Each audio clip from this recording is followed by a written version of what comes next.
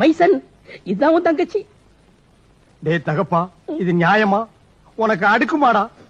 இது வரைக்கும் எத்தனையோ இடத்துக்கு என்ன பொண்ணு பார்க்க கூட்டிட்டு போனேன். அத்தனையும் வத்தலும் தொத்தலும் ஓட்டையும் உடசலுமா இருந்தது. இந்த ஒண்ணுதான் பாக்குறது கண்ணுக்கு லட்சணமா இருந்தது.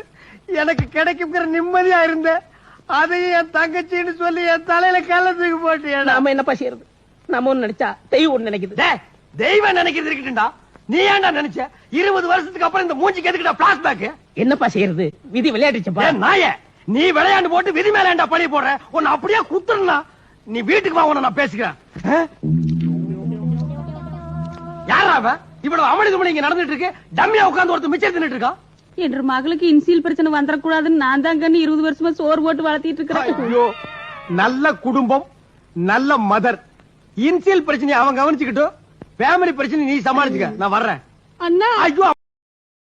Download Share